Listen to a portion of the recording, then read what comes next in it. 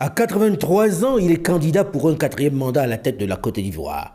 Une annonce faite le 29 juillet dernier qui évidemment enflamme un peu plus les discussions, les débats autour de la présidentielle d'octobre prochain où les principaux autres leaders, les poids lourds de la politique ivoirienne, comme l'ancien président Laurent Gbagbo, Tidiane Thiam, le président du PDCI-RDA, le parti historique de Félix Houphouët-Boigny, l'ancien premier ministre et président de l'Assemblée nationale Guillaume Soro, l'ancien ministre et chef des jeunes patriotes Charles Blé Goudé sont pour l'instant exclus des listes électorales, donc interdits d'être candidats.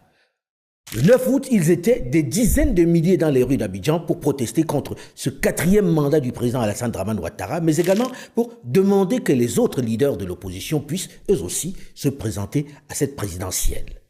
Une manifestation largement suivie dans les rues d'Abidjan qui illustre le climat d'inquiétude et de tension qui prévaut autour de cette échéance d'octobre prochain. Comment expliquer la décision du président de la République de se présenter à nouveau après 3 mandats, lui qui, il y a un peu plus de 5 ans, suppliait les Ivoiriens de le laisser aller se reposer en famille? Pourquoi fait-il ce choix à son âge de prolonger ce qu'il présentait alors comme son supplice?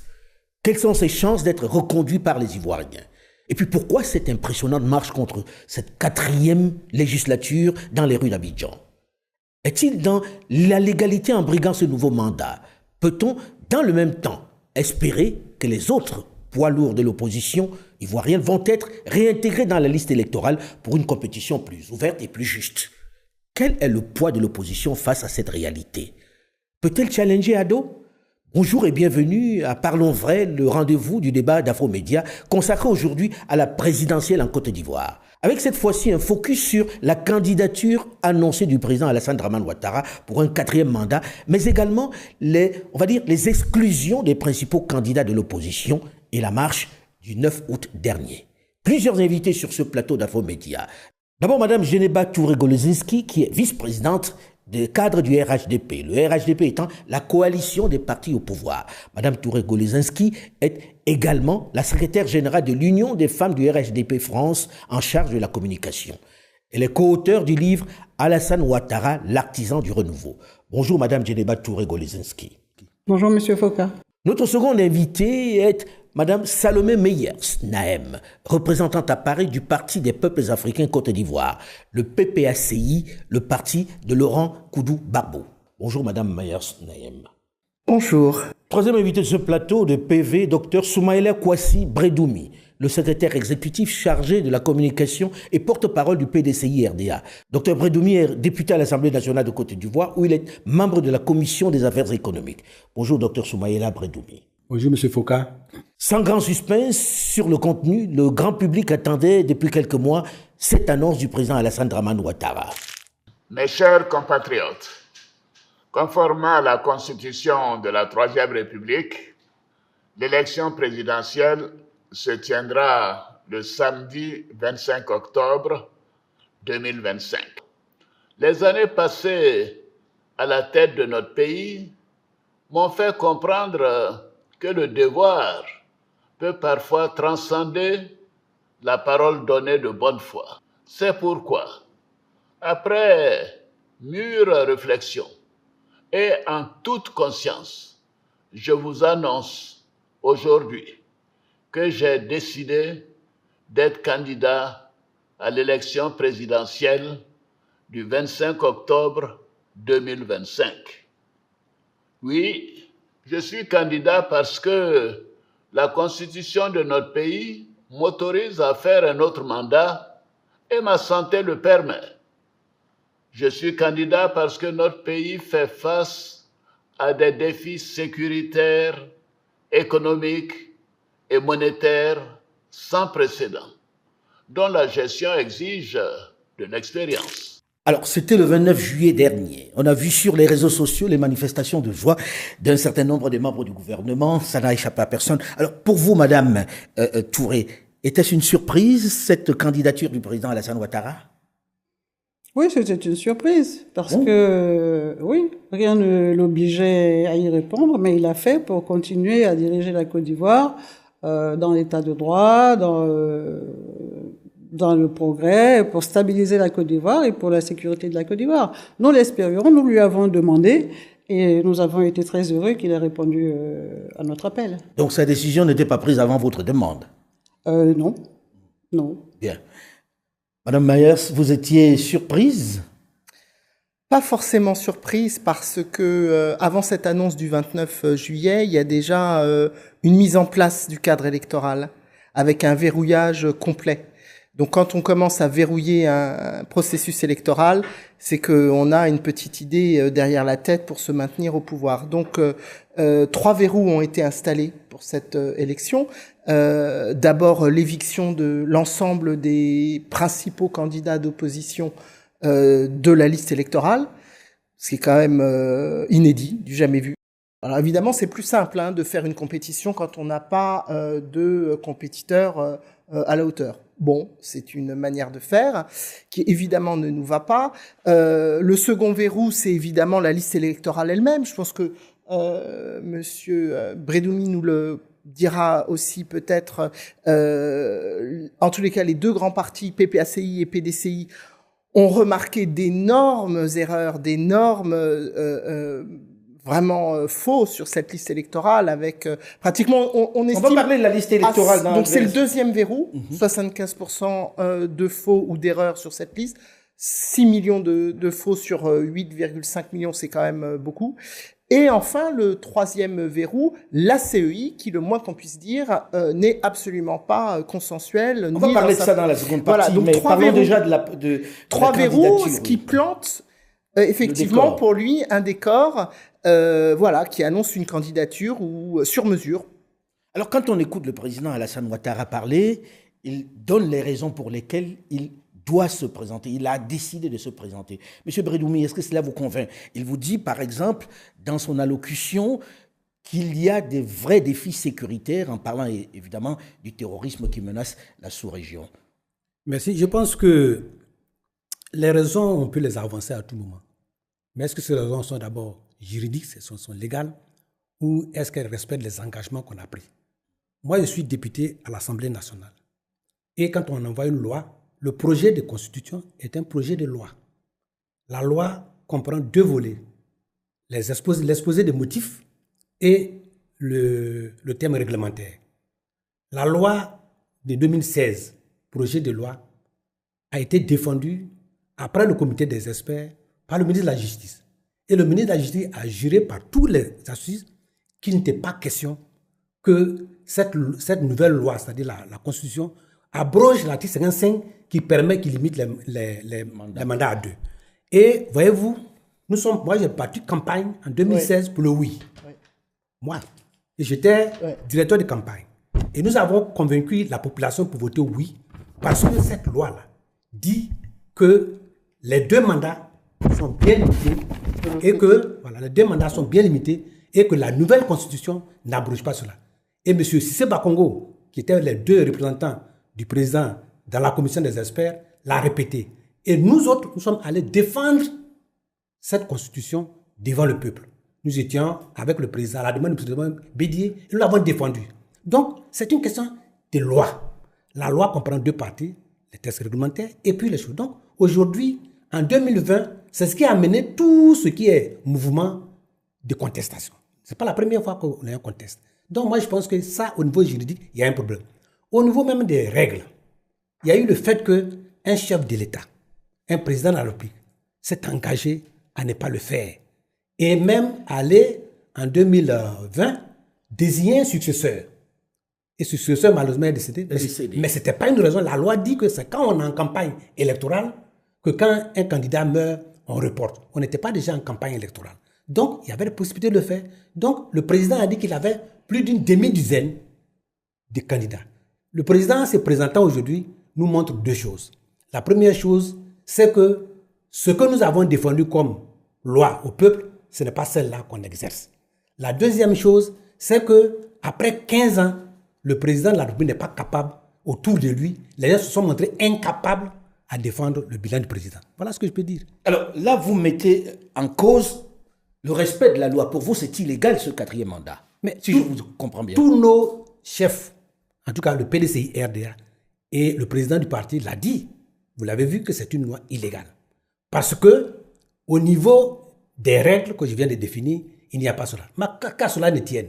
Ce que est encore grave, c'est qu'on s'arrange à être candidat et puis on s'arrange que par extraordinaire, tous les grands du parti peut-être sont éliminés. On va parler dans un instant. Parlons déjà de la légalité de cette candidature. Madame Touré, oui. Quand vous entendez ça, on vous dit le candidat Alassane Dramane Ouattara n'est pas légalement autorisé à se présenter pour un 4e mandat. Que répondez-vous à ça? D'abord, je voudrais que vous me permettiez de saluer M. Bredoumi et de lui demander s'il se trouve actuellement en France, en exil ou en visite pour ses affaires. Quel est le rapport? Je n'ai pas trop compris pourquoi. Non, c'est un compatriote que je salue, dont le président a dit que la Côte d'Ivoire était tellement gendarmée que tous ses collaborateurs étaient en train d'aller en exil, et dont M. Bredoumi qu'il avait fait venir auprès de lui. Donc moi, quand vous aurez invité à votre tribune, je vous le dirai. Non, mais on parle entre Ivoiriens, vous pouvez me le dire. On n'est pas venu pour ça. Madame Touré, donc ce que votre président a dit, c'est pas vrai. J'ai dit, je ne suis pas venu pour ça. Vous n'êtes donc pas en exil, c'est bon à savoir. Non, je ne suis pas venu pour vous répondre. Non. Je suis venu à la demande. Votre président a dit que vous étiez venu, vous avez fait Madame Touré, et vous avez dit que non, c'est très bien. Madame Touré, on va parler du débat qui nous amène ici. Donc on va y aller au débat. Et par rapport au débat, donc M. Bredoumi dit que le mandat du président n'est pas légal, mais il vient de dire aussi qu'il avait voté oui au référendum. Pourquoi il avait voté oui pour le référendum? Parce qu'il a voté oui parce qu'il estimait qu'il ne devait pas y avoir une autre candidature. C'est parce que M. Bédié, qui était aussi concerné par les dispositifs de cette loi-là, était concerné par la levée de la limite d'âge pour la candidature. Parce que le PDCI était avec nous. Mais la limite d'âge est acceptée. La levée de la limite d'âge est acceptée. Mais qu'est-ce qui est accepté, n'est-ce pas, ce référendum? Je vous montre. Oui. Mais quel rapport? Oui. Non, mais madame, laissez-moi le débat avec... Je vous montre que moi, je suis allé battre campagne. Ah d'accord, donc on va je suis à l'Assemblée nationale, quand on envoie une loi, la loi comprend 2 volets. Vous parlez du référendum ou de loi? Mais c'est un projet de loi. Oui, bon, le référendum est d'abord un projet de loi qui se soumet au peuple et devient une loi. D'accord. Vous pouvez la prendre. Maintenant, merci beaucoup. Bon, maintenant, dans la loi, il y a 2 volets. Il y a le texte législatif, et puis il y a l'exposé des motifs. Les 2 sont entiers. On voit d'abord l'exposé des motifs, et puis après, on va dans le texte précis. Dans l'exposé des motifs, il est dit clairement que la nouvelle proposition de loi de constitution ne permet pas au président de la République de briser un autre. C'est une continuité. C'est bien écrit ici. Mais en même temps, le président de la République vous fait comprendre que cette nouvelle constitution ne prenait pas en compte les précédents mandats. C'est là où il y a des qu'il est dans le 2e mandat. Il n'est pas dans le 4e mandat. Non, mais s'il vous plaît. Attendez, s'il vous plaît, madame. Je vous dis. C'est là où il y a des la constitution que nous avons votée et que 2016. Cette constitution a été soumise au peuple après l'élection de 2015. La constitution marquait 2 points essentiels qui ne sont pas respectés. Le premier point, c'est que tous les juristes, et vous avez vu sur les antennes, ont démontré que vous allez soumettre au peuple. Le peuple s'est posé des questions et il n'y a pas de... On prend en compte déjà ce qui a été fait. Ça, c'est clair et net et c'est le RADP qui nous a remis ça. Bon, moi, je ne suis pas à l'Assemblée nationale. Non, attendez que je vous dise. Je vous montre l'exemple que nous avons parlé. Deuxièmement, vous dites là, je l'ai vu. J'étais en Côte d'Ivoire, je l'ai voté. Deuxièmement, la loi disait qu'il fallait un vice-président. Et que, comme le président est déjà élu, ce vice-président sera choisi par le président à l'Assemblée nationale. Et que chaque fois que le président se présentait, il fallait un vice-président avec lui. Donc, c'est cette loi-là qui a été votée. Mais en 2020, avant 2020, on a modifié encore cette constitution pour que le président de la République choisisse son vice-président. Voyez-vous? Mais donc, ne nous perdons pas. Donc, pour vous, la constitution n'est pas respectée parce qu'il fait un 4e mandat pour vous. Or, dans l'interprétation... Quand vous dites 4e mandat, cela veut dire qu'il y a 2 mandats. Donc, dans l'interprétation en face, les compteurs ont été remis à zéro. Avec la Constitution de 2016. C'est bien ça. Monsieur Foucault, moi, je n'étais pas à l'Assemblée nationale, je ne suis pas député. J'ai défendu un projet de référendum qui consacrait une 3e République et qui donnait 2 autres mandats au président de la République. Moi, je m'en fais aux lois. Madame, c'est une question d'interprétation. Moi, je n'interprète pas. Je n'interprète pas. Il y a eu une nouvelle Constitution, il y a eu une nouvelle République. qui a mis les compteurs à zéro, qui donnait 2 mandats au président. Il en a fait le premier, il en fait le deuxième. On peut être d'accord ou pas, mais quand on respecte la loi, on est obligé de l'accepter. Non, du tout. Non, il faut quand même être clair. Il y a eu ce référendum porte sur des modifications du texte fondamental. Madame, quelqu'un vous a dit la dernière fois sur un plateau que c'était bien un référendum qui consacrait le référendum, une nouvelle république. c'est un mode de choix, c'est un mode de scrutin. Ce qui compte, c'est le texte, ce sont les modifications. Le référendum, c'est un outil, c'est un moyen, c'est pas le fond. Le fond, c'était des modifications apportées à la Constitution. C'est sur ça qu'il y a eu référendum.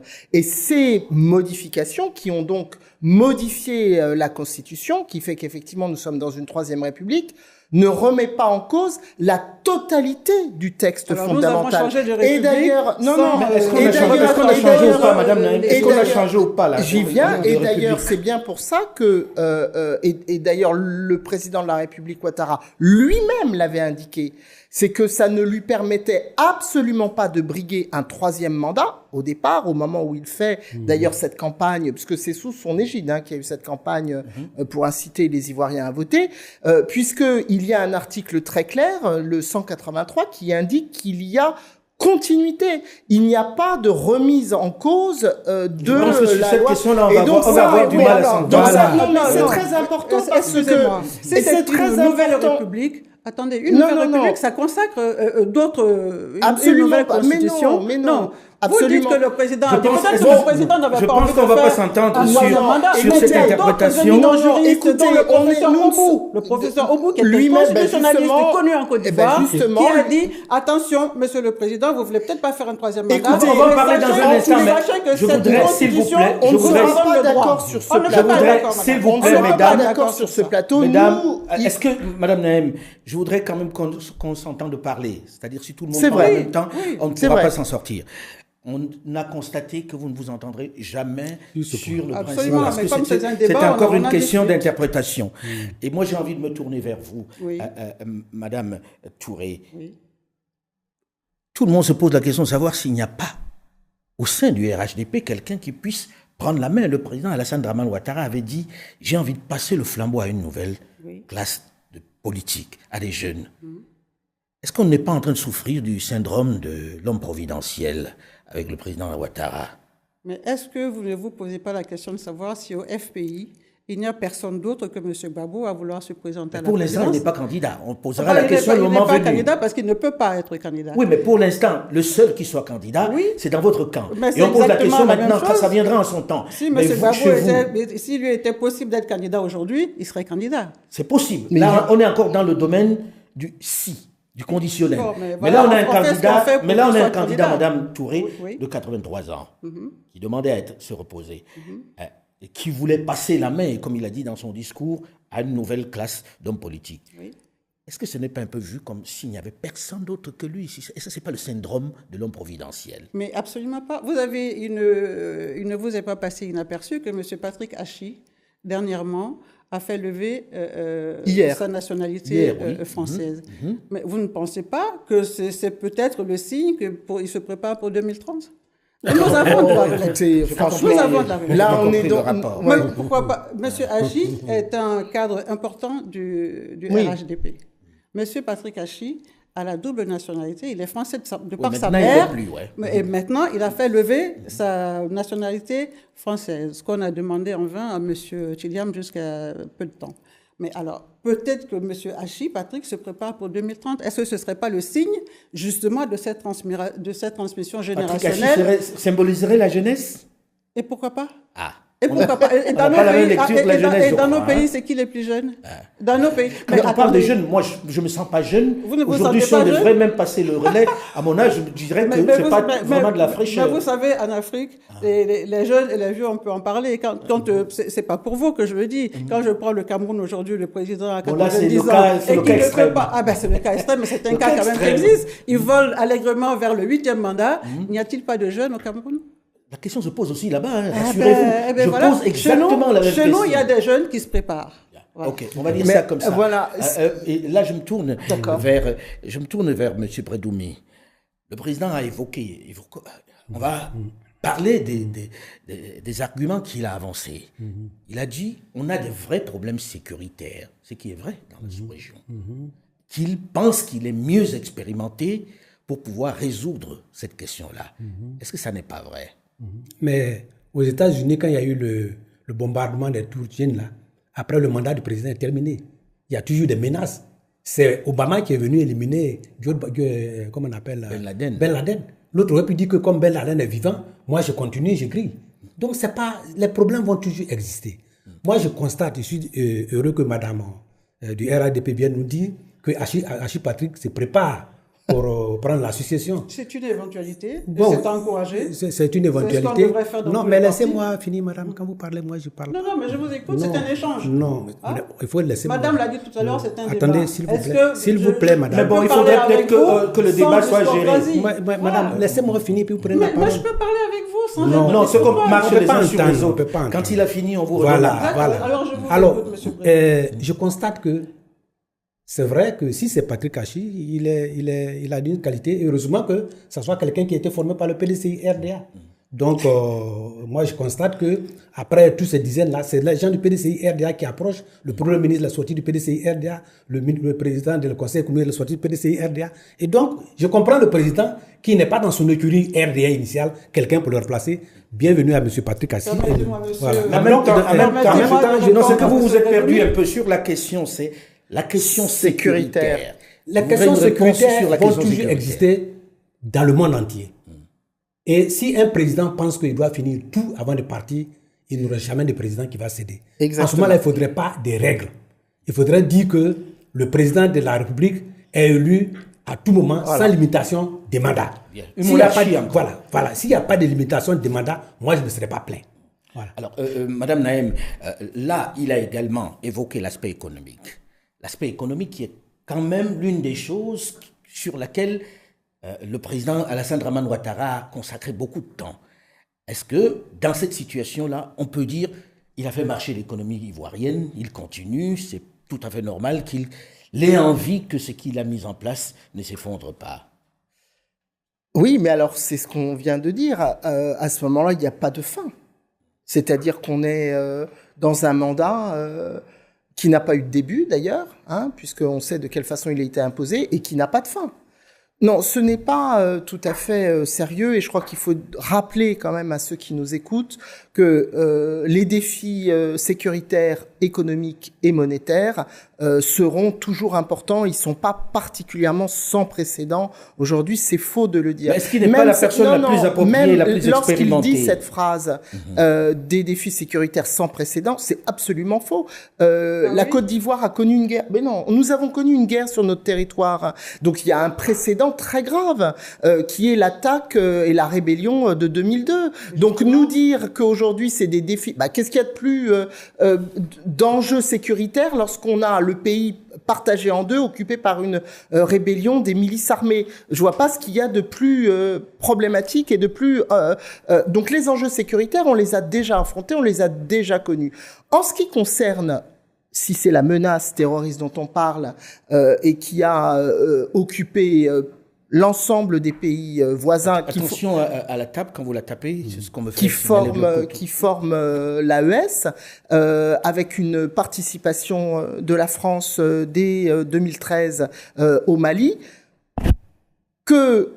Est-ce que les pays du G5 Sahel, est-ce que l'ensemble des républiques africaines membres de la CEDEAO ont réussi à former une coalition suffisamment forte, non seulement pour faire reculer le terrorisme, mais pour l'éradiquer? Et d'ailleurs, au Niger, c'est tout l'enjeu. Au Niger, c'est bien ces jeunes qui font partie des groupes djihadistes sont recrutés comment? Si ce n'est par un déficit de développement économique. Donc, en effet, quand on parle des enjeux économiques, c'est le développement, et le développement pour tous. C'est pas parce que effectivement les 6-7% de croissance de la Côte d'Ivoire, on a effectivement pu constater que le parc automobile de voitures de luxe à Abidjan s'est considérablement renforcé. En revanche, les jeunes déguerpis, 80% d'emplois informels et les gens qui n'arrivent même plus à faire 3 repas par jour, c'est ça la réalité de la Côte d'Ivoire. Donc le défi Madame économique... Naïm, je ne vous interromps pas. Le défi économique, vous êtes en train de remettre en cause son bilan économique. Oui, je remets en cause son bilan économique. Et si d'aventure il était si fier de ce bilan économique, si assuré d'avoir toute la jeunesse ivoirienne avec lui, motivée pour le voir continuer, eh bien il y aurait un scrutin ouvert. Tout le monde vote d'une façon, comme il le dit lui-même, apaisée, c'est-à-dire qu'on fait un audit de la liste électorale puisque tous les partis ont constaté qu'il y avait de graves problèmes. On ne élimine pas les candidats d'opposition sous tous des prétextes des plus loufoques aux plus invraisemblables, et on fait une véritable élection. Et effectivement, les Ivoiriens choisissent. Ça n'enlèverait pas le côté anticonstitutionnel de ce 4e mandat, mais on va pas revenir sur le débat, effectivement, mais au moins ça permettrait de trancher et d'avoir réellement l'avis du corps électoral ivoirien. Alors, quand j'entends Mme Meyers et M. Bredoumé parler de la Côte d'Ivoire, je me demande si c'est bien du même pays que je connais qu'on parle. Si c'est de la Côte d'Ivoire où les gens affluent de partout pour venir en Côte d'Ivoire investir. Tout à l'heure encore, j'étais dans un Uber. Le monsieur me disait, ah oui, mais vous venez de la Côte d'Ivoire, moi je vais y aller investir. Tout le monde veut aller en Côte d'Ivoire, c'est pourquoi. Et vous parlez de bilan économique déficient. Mais savez-vous notre PIB actuel? Nous sommes passés avant le Ghana aujourd'hui. Nous sommes 2e après le Nigeria. Et vous croyez que ce n'est rien? Mais le PIB, il est là pour renforcer... Mais il est généré par tous ces investissements. Vous croyez que c'est comment? La richesse, elle est générée par quoi? Oui, mais ça, on sait. On sait qu'il y a des flux d'argent. Donc, ça veut dire qu'il y a du développement. Non, à quoi ça sert d'avoir un flux d'argent s'il n'y a pas de développement? Le développement, ça se mesure par de l'emploi et de l'emploi sécurisé déclaré. D'accord? C'est ça, le développement. Ici, vous avez le plein emploi. Même en France, ici, vous avez le plein emploi. Non, mais là, on parle pas de la France. Mais pourquoi vous croyez que la Côte d'Ivoire est un pays qui est subitement sorti de Mars ou quoi? Nous sommes un pays africain. Nous sommes partis il y a 15 ans d'un pays qu'on a ramassé à la petite cuillère. Il y a 15 ans, la Côte d'Ivoire, c'était toutes les infrastructures étaient par terre, à cause d'une guerre, à cause d'une guerre. Non, madame, laissez-moi parler. Vous avez parlé, je vous ai pas interrompu. Là, on peut pas. Alors, quand vous parlez de la Côte d'Ivoire, comment on peut pas... Mais attendez, vous êtes parti en Côte d'Ivoire depuis quand? L'année dernière. Chaque année. Vous étiez parti en Côte d'Ivoire en 2010, en 2011 Vous êtes au courant. Monsieur Hachi, vous m'avez dit, il est de mère française. Voilà. Donc vous êtes parfaitement au courant qu'il y a des binationaux dans ce pays. Vous le savez. J'en suis d'accord. Donc voilà. Je sais parfaitement. Alors, on va pas se perdre. Je voudrais répondre à M. Bredoumé. Oui, excusez-moi. Je voudrais répondre à M. Bredoumé qui parle des cadres du PDCI dans le RHDP. Même M. Bredoumé, vous avez oublié que jusqu'au décès du président Houphouët-Boigny, il n'y avait pas de RDR. Nous étions tous PDCI. Donc, les progrès réalisés par le PDCI sont le fait de nous tous. Et après 1994, le bilan de M. Bédier jusqu'en 1900, jusqu'à son décès, là, ça c'est le bilan du PDCI. Vous comprenez? Avant ça, le PDCI, c'était toute la Côte d'Ivoire. Moi, j'étais jeune travailleuse, on me coupait. Le PDCI qu'on est en train de l'argent pour cotiser au PDCI. Le PDCI qu'on est en train d'exclure des élections. Alors, défi sécuritaire, oui. Aux États-Unis, il y a eu machin. Mais nous avons eu cette rébellion, nous avons eu cette guerre parce que le président qui était en place a été incapable de juguler ce défi sécuritaire-là. Comment on peut savoir que son pays est sur le point d'être attaqué par une rébellion et dire, ah, moi, je vois leur dos, hein, je vois les nageurs, mais de toute façon, je sais partout ils s'arrêtent, mais je ne fais rien. Ça, c'était une déficience impardonnable. Alors oui, Madame Meyers, vous venez toujours avec votre exagération et vos grands mots, mais la vérité est que la Côte d'Ivoire aujourd'hui est un pays viable, est un pays enviable, est un pays envié. Alors, personne ne peut le dire. Alors, on va terminer cette partie. On va terminer cet élément. On va terminer cette partie en écoutant M. Bredoumé rapidement. Oui, M. Foucault, je vous remercie. Moi, je parle toujours à des chiffres. On parle du bilan économique. Aujourd'hui, en Côte d'Ivoire, nous avons une dette de près de 35 000 milliards de francs CFA. Après avoir mobilisé 115 000 milliards sur 15 ans. Notre dette, le service de la dette absorbe 81,6% de nos ressources. C'est ça, ça veut dire qu'on n'a même plus possibilité. C'est comme une truc, j'appelle soupape. Nous avons un taux de chômage, un taux de pauvreté qui est, on a 4 Ivoiriens sur 10 qui sont pauvres. Au point que le gouvernement a créé ce qu'on appelle les popotes. Au moins, les popotes n'ont pas suffi. Aujourd'hui, on vient d'augmenter encore de 70 000 ménages qui viennent d'arriver. Le pays, aujourd'hui, est classé par le GAFI, les pays les plus corrompus, et avec l'Union européenne sur la liste noire, le pays où il y a le blanchiment d'argent. Nous sommes 3e en Afrique où on a le suicide. Nous sommes parmi les pays où l'immigration est le plus développée. Oui. Ça, c'est le bilan. Et c'est ce que j'attendais du président Ouattara. Mais on peut vous répondre aussi qu'on ne prête qu'aux riches, on ne prête que parce qu'il y a un climat qui permet d'espérer que ça va marcher. D'espérer que ça va marcher, d'espérer que ça va marcher. Attendez, d'espérer que ça va marcher.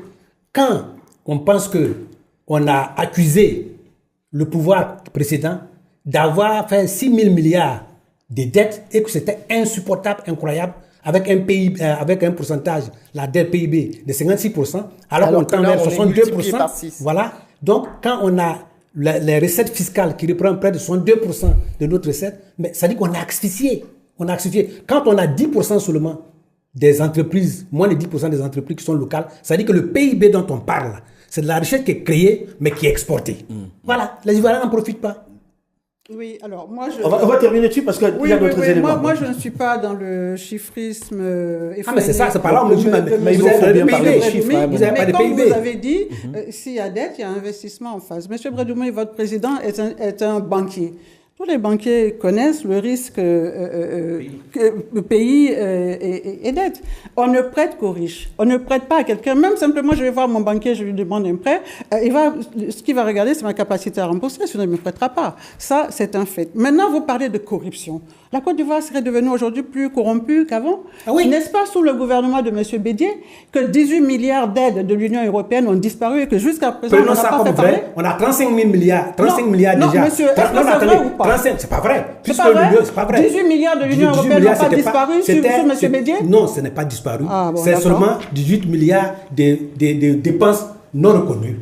Ah bon? Donc, ce n'est pas des documents. C'est un peu disparu. Non, c'est pas disparu parce qu'on a mis ça. Moi, j'ai géré les fonds de l'Union européenne. C'est une question de sémantique. Quand vous avez de l'Union européenne, il y a ce qu'on appelle les lignes directrices. Si vous prenez les lignes directrices et que vous investissez, par exemple, dans le micro-ordinateur que vous utilisez ou bien dans le micro ici, parce que vous avez justifié par vos comités de pilotage et que le comité de pilotage vous donne l'autorisation de le faire, il va dire non, comme vous l'avez utilisé sur le micro plutôt que sur le chronomètre, moi je ne prends pas ça. Je ne reconnais pas. Voilà, c'est ça qui est fait. Maintenant, 35 milliards, ça a déjà fait 2 fois du fer. Près de 300 milliards. Mais si on veut faire ça, non. On va écoutez, Monsieur Bédier, déjà, en 1967, a été viré. Là encore, on va avoir du mal. Il y a un autre sujet sur lequel... Donc, laissez-moi... Donc, moi, je vous donne les chiffres, vous avez donné les chiffres, je vous donne les chiffres. Non, mais moi, je vous donne des faits. Alors, s'il vous plaît, tout dernièrement, je me on s'entend plus. Tout dernièrement, quand M. Joël Nguessan a parlé de ça, il s'est retrouvé quelque part. Donc, il a dit qu'il y a eu des détournements et c'est même pas Joël Nguessan. La bonne gouvernance, c'est l'ancien ministre RHDP qui était porte-parole. C'est un membre du RHDP. Ça veut bien dire qu'il n'y a pas d'impunité au RHDP. Attendez, je vous dis ceci avant de conclure. Je vous dis que l'autorité de bonne gouvernance a dit que la corruption nous fait perdre 1400 milliards par an. Si on multiplie par 15 ans, c'est le 2/3 de notre dette. Alors, l'autre aspect que je m'en voudrais de ne pas exposer, parce que quand on préparait cette émission sur les réseaux sociaux, c'est ce qui revient tout le temps, c'est l'âge du capitaine. Il vient du Cameroun, et j'avoue qu'on a l'air d'avoir le même type de problème. Ouais. Écoutez ceci. 79 ans à la fin de l'année, je suis en pleine forme, mais j'estime qu'au-delà d'un certain âge, et je pense 75-80, c'est quand même la limite. À 80 ans, on n'a pas la même énergie qu'à 70 ans. On n'a pas la même énergie qu'à 60 ans. On n'a pas la même énergie qu'à 50 ans. On n'a pas la même énergie qu'à 40 ans. Alors pourquoi voulez-vous qu'on reste aux affaires et qu'on cherche à être président au-delà d'un certain âge? Ce n'est pas raisonnable. Ce n'est pas raisonnable. Donc je suis sûr que maintenant vous me comprenez. En tout cas, si si les uns et les autres savent ce que c'est que la charge de président de la République, à partir d'un certain âge, eux-mêmes ne chercheraient plus à être président. Oui, le capitaine Kader est là. Avant lui, c'était le colonel-major Yarasuba. Mais tous les soirs, moi, on m'amène 2 valises de documents. Oui, des notes, des signatures. Quand j'ai fini de dîner, je travaille jusqu'à 23 heures. Je me réveille à 4h30 du matin. Je travaille jusqu'à 7 heures. Et à 10 heures, je suis au bureau. Mais ayez pitié de moi. Laissez-moi partir. Laissez-moi partir. Laissez-moi partir pour consacrer du temps à moi-même, à ma famille, à mes enfants, à mes petits-enfants. Je suis sûr que vous me comprenez. Laissez-moi partir. Oui. Laissez-moi partir. Oui. Ayez pitié de moi. Oui. Et 5 ans après, il remet ça. Oui, parce que c'est Comment un expliquer supplice ça? que nous n'avons pas écouté. C'est nous qui avons Il vous supplie demandé. et vous ne le laissez pas partir. Nous ne le laissons pas partir. Est-ce qu'il a vraiment envie de partir? Parce Parce que là, il a 83 ans. Il a envie de nous 79 ans. écouter. Il sait que nous avons besoin de lui, il a envie de nous écouter. Mais quand je l'entends, il parle de 80 ans. Mais M. Laurent Gbagbo avait dit qu'à 75 ans, on ne peut plus rien donner à la population. Aussi, oui. Voilà. Et lui, aujourd'hui, à 80 ans, il rame, il lutte de toutes ses forces pour pouvoir être de nouveau Mais ça ne éligible. donne pas le droit de l'écarter quand quelqu'un a 83 ans. Mais il n'est pas écarté. Il n'est pas écarté. Pour Il a l'instant, un problème avec la justice. Et ça, moi, je ne rentre pas dans les Absolument problèmes pas. de justice, je ne Absolument rentre pas dans pas. les problèmes de droit. Avant d'arriver Je là, ne rentre je pas dis, dedans. donc pour vous, Oui. mettons que ce soit vous qui l'ayez poussé. On veut bien vous croire que vous, membre du RHDP, vous avez dit, Monsieur le Président, s'il vous plaît, ne nous C'est faites ce qu'on pas a ça. fait. Comme c'est un homme de S'il devoir, vous plaît. et il a accepté. S'il vous plaît. On a vraiment, c'est ce qu'on a fait. On est sorti de partout pour lui dire, vous voyez, on attend tous que vous nous conduisiez encore pendant 5 ans vers Et des il vous destinées dit, à meilleures. 80 ans, on n'a pas l'énergie de 70 ans. On Ben n'a oui, pas c'est l'énergie vrai. de 60 C'est ans, vrai. de 50 ans. C'est vrai. Donc ça veut dire qu'il ne peut plus faire le boulot. Mais de il a façon formé efficiente. tellement de gens autour de lui qu'il n'est pas tout seul. Il est accompagné. C'est ça la particularité au Mais RHDP. pourquoi ne pas mettre ces gens-là qui sont si formés devant? Mais ils le sauront dans 5 ans. Il a dit c'est une transmission, c'est le mandat de la transmission générationnelle. Donc ce n'est pas antinomique. Ça va tout à fait dans le sens de ce qu'il dit. Donc pour vous, c'est normal. Oui, absolument. Ah, d'accord. Ça va faire plaisir aux Camerounais. Ah bah, ils n'ont qu'à s'inspirer de nous. Merci, M. Foucault. Moi, je pense que... Mais il y a un écart d'âge quand même. Mais moi, je avec pense les que présidents camerounais. si le fait est accompli, que le président Ouattara a fait un 3e mandat, qu'il veut faire un 4e mandat, ce n'est pas aux gens du RHDP seulement de décider. Il faut laisser les autres partis politiques présenter leurs candidats et que le peuple choisisse. Nous ne sommes pas dans un royaume, je m'excuse. Que Mais les en gens même temps, choisissent. elle vous dit, ils ont des problèmes avec la justice. Non, mais écoutez, M. Foucault, Ce qui est faux. c'est curieux que si tu n'es pas au RHDP, tu as des problèmes de justice. Mais vos partis politiques ne sont pas interdits Non, d'élection. attendez, s'il vous plaît. Ceux qui sont interdits Madame, d'élection, il y a madame, d'autres personnes dans pourquoi vos chaque fois partis. que Je vais vous parle- redonner la parole, Madame. Pourquoi Touré. chaque fois que vous Laissez-les parlez, souvent je me terminer. Non, il m'éteint. j'échange avec vous. Non, monsieur. madame, C'est je un ne veux échange. pas ce genre Mais vous d'échange. ne voulez absolument pas qu'une mouche Non, vole je- quand vous parlez. C'est un échange. Non, c'est que je partage la parole. Non, donc elle, il je nous partage les reviendrai vers paroles, vous, nous on vous s'il vous plaît. écoute. Ça fait partie de la discipline. Et je pense que les valeurs du PDCI RDA, il y a la discipline, c'est ce qu'on a transmis dans l'emblème, puisque c'est nous qui avons Mais fondé. revenons On au est sujet. Revenons au sujet. d'essayer, monsieur. Vous Non, n'avez pas écoutez, plus de valeur madame, que sinon, moi, j'ai pas- Non, non, Revenons au pardonnez-moi. sujet. Voilà. Allez-y, monsieur. Non, allons-y. Donc, nous pensons que il faut que on a dit que le président Thiam était binational, il était attaqué par l'article 48, et que dès qu'il s'est décidé de sa nationalité ivoirienne, il est devenu ivoirien. Ça fait 5 mois qu'il a demandé un certificat de nationalité. Ce qu'on gagne en 5 jours, 5 mois, il l'a pas. On a dit, il faut... Pour vous, ça s'explique par quoi? Attendez, je finis. On vous dit, il faut refaire la liste électorale, la révision de la liste. Je suis député à l'Assemblée nationale, plus de 27 milliards ont été votés pour ça. Et donc, on dit, on ne peut pas faire des révisions de la liste en année électorale. Alors donc, près de 2 millions de jeunes qui ont fait leur papier, ils attendent pour être sur la liste électorale. Or, l'élection, c'est 3 choses. Il y a 1, les électeurs. On n'a pas dit ça. 2, il y a le programme. Et 3, il y a la structure qui gère les élections. Et ces 3 cas-là, il y a toujours des problèmes. Alors, on dit, Thiam, il fallait qu'il soit exclusivement ivoirien. Il est exclusivement ivoirien.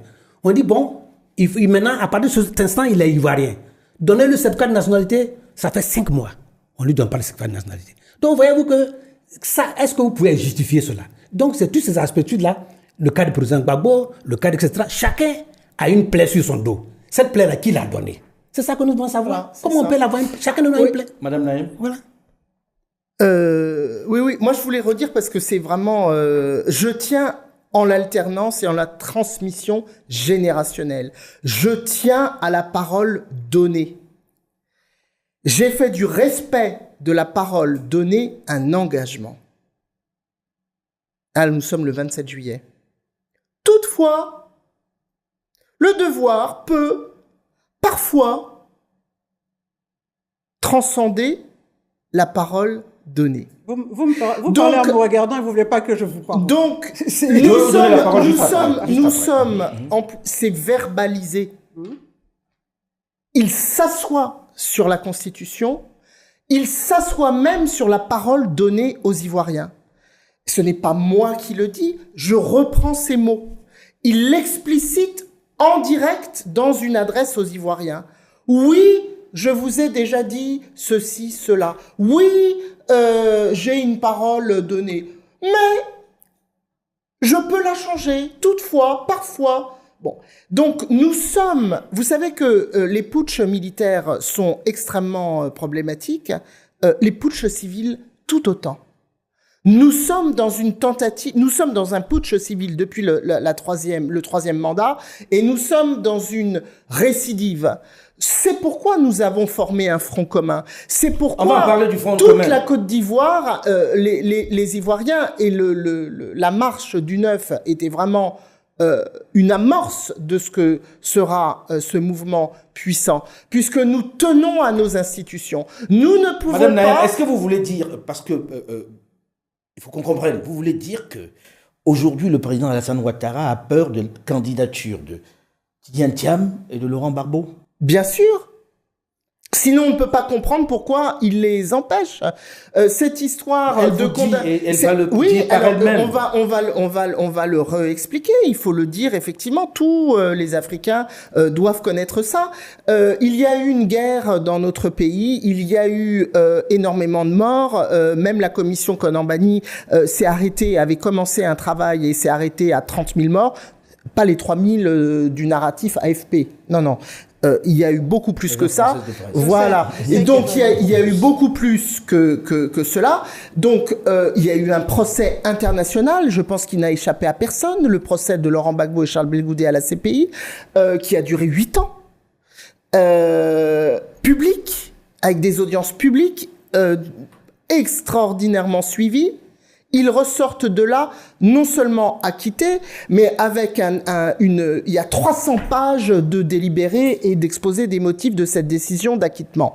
Donc je crois que les choses ont été faites de façon tout à fait sérieuse. Et les accusations portaient sur l'ensemble d'événements qui se sont déroulés en Côte d'Ivoire depuis les années 2000. Donc, vous voyez, le scope était quand même assez large. Il y a eu 89 témoins envoyés par... On ne peut pas revenir sur l'ensemble. Non, mais tout ça pour dire que s'il y avait eu un problème de détournement de fonds à la BCEAO, banque qui elle-même ne s'est jamais plaint d'avoir... La CPI, c'était pas pour ça. Non, alors, ce que je veux vous dire, donc quand on a une organisation judiciaire aussi médiatisée, aussi visible de tous, on ne peut pas, de façon en catimini, en secret, reprendre à son compte dans le pays sur une juridiction qui n'est pas en capacité de juger des actes d'un président de la République, parce que vous savez que notre système judiciaire est organisé quand même. Il y a des juridictions différentes. Donc un président de la République, il n'est pas au tribunal d'instance du coin. Voilà, c'est organisé quand même.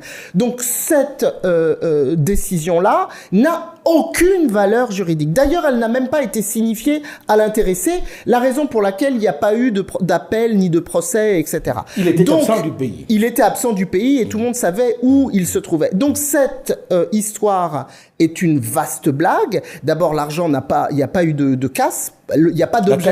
La casse de la BCA. Non, il n'y a pas voilà. Donc, il n'y a pas de plaignant, il n'y a pas d'objet. Enfin bon, c'est une vaste blague. Donc, et ça corrobore l'ensemble du scénario. L'objectif, et d'ailleurs, c'est ce qu'a vécu Monsieur Thiam, qui lui-même s'est rendu compte de la réalité. Quand lui-même a été éliminé, il a commencé à comprendre comment on avait éliminé le président du PPACI. Parce qu'en effet, le sujet, c'est d'empêcher les Ivoiriens d'avoir un choix sur leur candidat.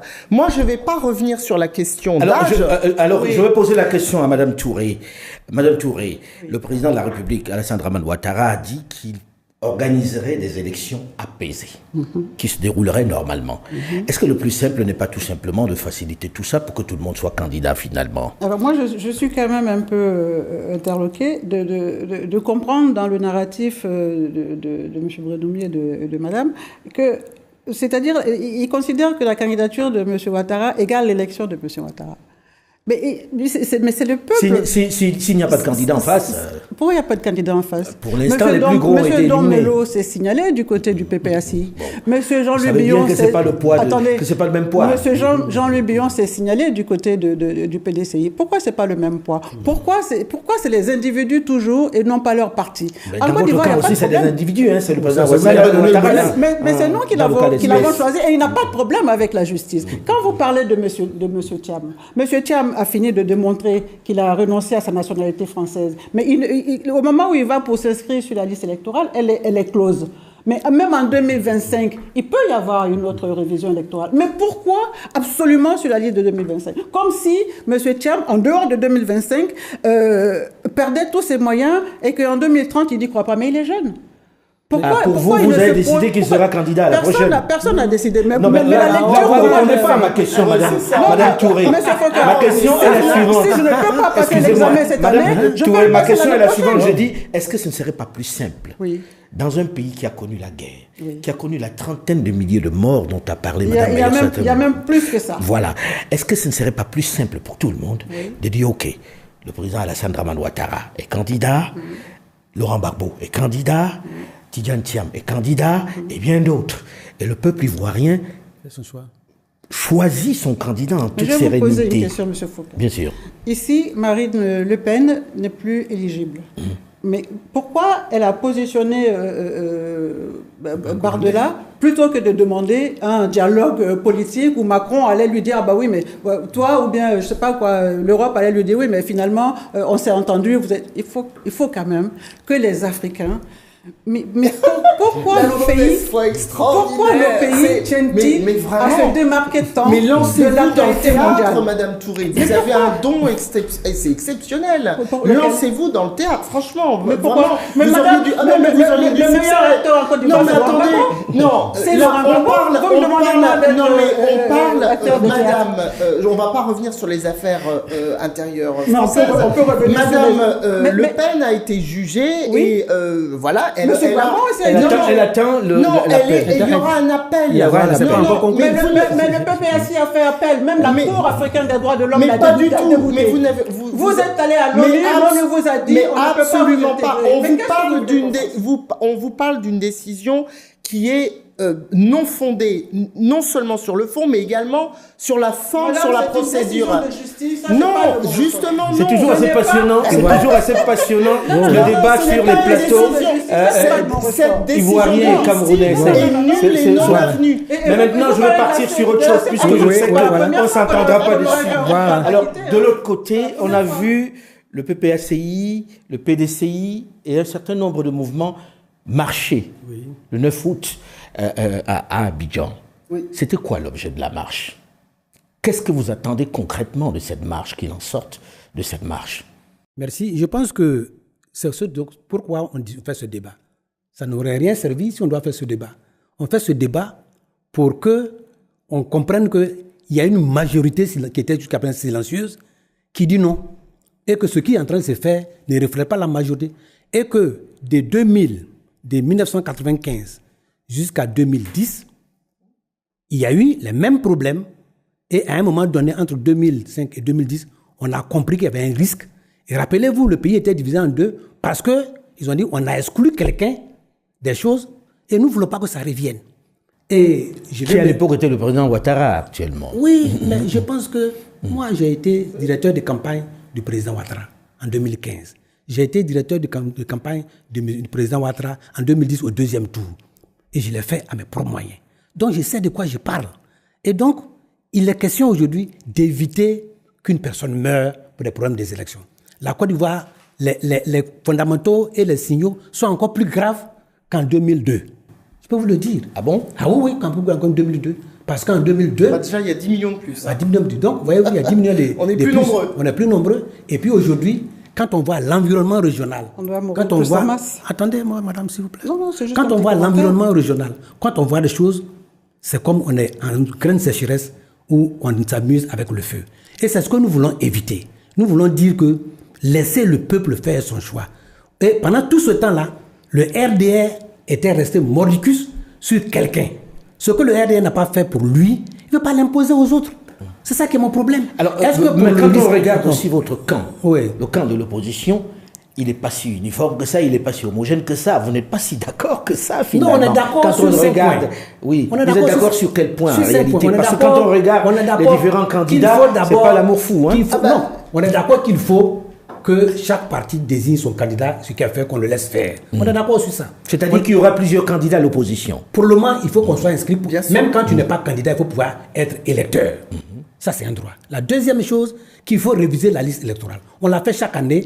Et comment on peut dire qu'on veut réviser une liste électorale? En année électorale, on le fera après. D'ailleurs, je vous apprends que la CEI vient de convoquer une réunion pour les législatives. Cela veut dire que s'il y a les législatives avant décembre, cela veut dire qu'il n'y aura pas eu de révision de la liste électorale. Cela veut dire que ce qu'on a dit est vrai. Cela veut dire que c'est exprès que ça a été fait. On veut aussi qu'il y ait un dialogue politique pour dire ensemble, faisons en sorte qu'il y ait moins de grabus qu'on a là. Donc on a un certain nombre de sujets sur lesquels on est d'accord. Ce sont ces 5 points fondamentaux qui ont fait que nous sommes tombés d'accord. Une fois que la liste sera inclusive, que la révision sera faite, qu'on a une seuil consensuelle, qu'on a l'audit de la liste électorale, alors on décidera si pour aller, il faut s'entendre ou non. Alors, si tout ce que vous dites n'est pas fait, s'il n'y a pas cet audit de la liste électorale, si elle n'est pas révisée, si on n'a pas réintégré les candidats qui ont été exclus, vous allez aux élections ou pas? Je vous dis une chose. Moi, j'ai écouté le discours du président Alassane Ouattara. J'ai vu, les gens parlent de tout son discours. Il y a une phrase qu'il a dit, toutes les dispositions sont prises pour qu'il y ait une élection apaisée. Mais quand on parle d'apaisement, cela veut dire que les révélateurs du peuple sont pris en compte. Donc j'espère que maître de son calendrier, de son agenda, il fera un geste pour que la Côte d'Ivoire aille en paix. Il ne va pas se mettre sur lui le risque ou bien la charge pour dire que je n'ai pas écouté et ça allait. Donc je fais confiance au président Ouattara sur ce point-là. Madame Naïm, je repose ma question. Là, vous avez un certain nombre d'exigences que vous avez exprimées pendant cette marche du 9 août. La révision de la liste électorale, bon, vous vous êtes aussi plaint de ce quatrième mandat. Je pense que la plupart des gens se disent que bon, ça c'est perdu de toute façon. Si demain, j'ai des doutes là-dessus en tout cas, si demain il n'y a pas cette révision des listes, est-ce que chacun va aller aux élections? Est-ce qu'il y a un risque que l'opposition, pour une fois, soit d'accord et n'aille pas aux élections? On n'en est pas là du tout.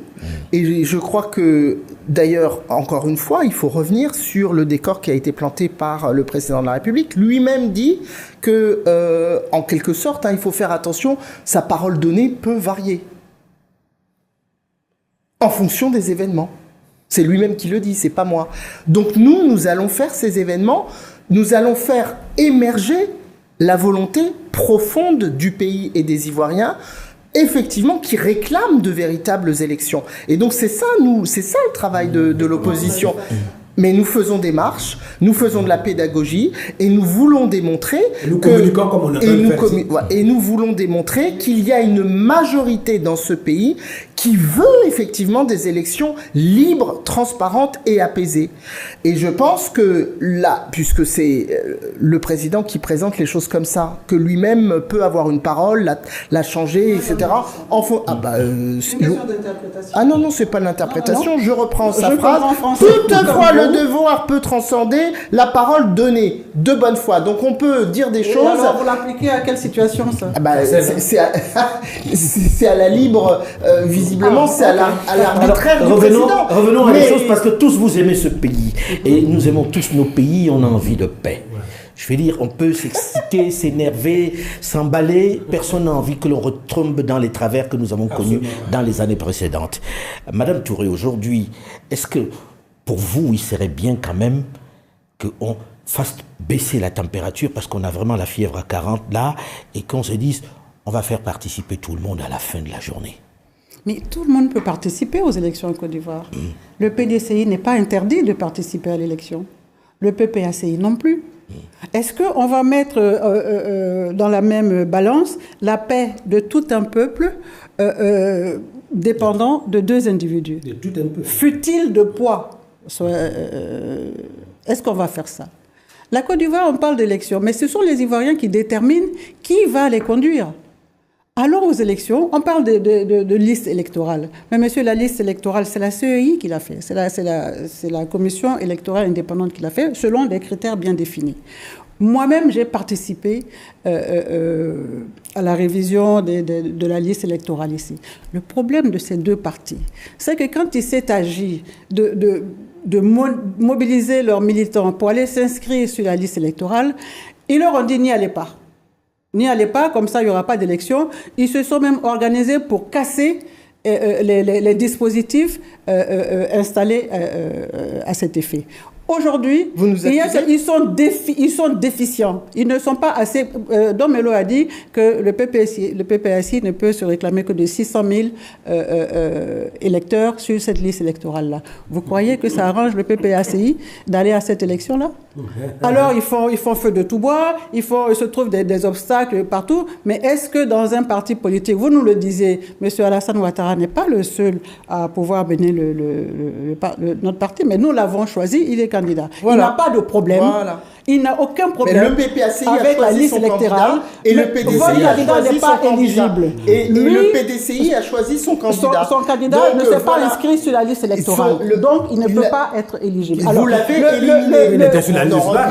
Il était sur la liste électorale. Mais est-ce qu'il pouvait être éligible? Il était sur la liste électorale avec sa double nationalité, alors qu'il se prétend mais M.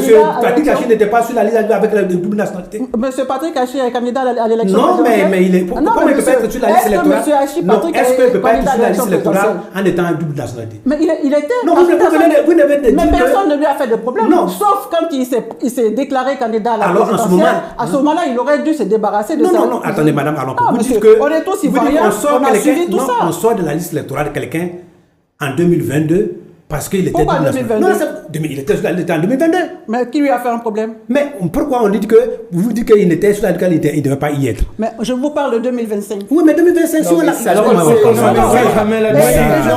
quelqu'un qui est inscrit sur la liste électorale avec les mêmes documents et qui n'a pas été dévié de cela. Voilà. De la marche de l'opposition. C'est un modèle de démocratie. Cette marche-là, il y a eu l'opposition rassemblée à marcher, mais vraiment, ils étaient en nombre, ils ont été encadrés par une police régalienne, civilisée, tout s'est bien passé. Et tout pourtant, on n'a pas manqué d'entendre des noms d'oiseaux à l'endroit du président, d'une communauté. Dans le même temps, madame Touré, parce que c'était la fin. On arrive presque au terme de l'émission, s'il vous plaît. C'est qu'il y a des personnes qui ont été arrêtées. Oui, mais monsieur, il y a des personnes du PPACI qui ont été arrêtées. Il faut rappeler au PPACI, Madame Pascal Zaoli qui était le FPI, qu'en 2004, quand le RDA projette une marche de protestation, 200 morts, avant même qu'il ne soit sorti. On a étouffé la marche dans l'œuf, 200 morts à la clé. Mais aujourd'hui, est-ce qu'on sait de démocratie qui viennent nous opposer aujourd'hui? Nous sommes en 2025. Madame Pascal Zaoli, députée suppléante de Yopougon, a été enlevée chez elle le dimanche 3 août à 5 h du matin par une milice encagoulée devant sa famille. Elle est restée 6 jours au secret. Personne ne savait où elle se trouvait. Donc sans contact avec sa famille, sans contact avec les avocats, au secret. Voilà, pendant 6 jours. Et d'ailleurs, elle était au secret, une députée suppléante, au moment... le 6 août, où monsieur le président de la République, Alassane Ouattara, fait son speech sur la paix, l'apaisement, la démocratie et tutti quanti. Donc, c'est une véritable farce. Mais sachez que tout ça, n'est pas passé inaperçu, puisque nous rendrons visible et nous faisons un gros effort de visibilité sur l'ensemble des, vraiment des enlèvements Bon, alors malheureusement, nous arrivons au terme de cette émission parce que le temps n'est pas extensible. Mesdames, s'il vous plaît. Un ancien ministre de la Défense qui est auditionné pendant 72 heures, sans avocat, sur lequel on l'a... Oui, absolument. Alors, nous arrivons malheureusement au terme de cette émission. Mesdames, s'il vous plaît. Mesdames, s'il vous plaît. Absolument pas. Restons courtois, s'il vous plaît. Nous arrivons au terme de cette émission. C'est toujours très passionné avec les Ivoiriens quand on les met sur un plateau, comme les Camerounais d'ailleurs. Merci d'avoir accepté en tout cas de venir en débattre ici. Bon courage. Et puis on croise les doigts pour qu'il n'y ait pas de mort cette année dans ces élections. Mais s'il y a un mort, il faudra le leur bon imputer. courage à vous. Et puis... nous, on n'a aucune raison merci de à vous, qui merci ce soit. beaucoup. Merci beaucoup. Merci beaucoup. Merci. Bon courage. Nous arrivons malheureusement au terme de Parlons Vrai, le rendez-vous du débat et des gens d'Afro-Média. Merci mesdames, merci monsieur d'avoir accepté de venir discuter sur notre plateau parisien. On aimerait bien organiser un tel débat pour un autre pays où les élections s'annoncent dans les mêmes conditions, dans le même climat, avec un président quasi invisible aux affaires depuis 43 ans, qui brigue un nouveau mandat à l'âge de 93 ans. Un scrutin sur fond aussi d'exclusion du principal leader de l'opposition. Une opposition au moins aussi divisée que celle de Côte d'Ivoire. Que Dieu protège ces deux pays pour que tout se passe sans heurts. À se demander l'utilité et le bien fondé de toutes ces élections et tous ces scrutins où les vainqueurs sont très souvent connus à l'avance et avec la seule inconnue étant surtout le nombre de victimes et d'arrestations. Restez à l'écoute des programmes d'Afro-Média et pour accéder à tous nos contenus, n'oubliez pas de télécharger notre application Afro-Média qui vous propose le narratif africain sans complaisance mais sans condescendance. À très vite.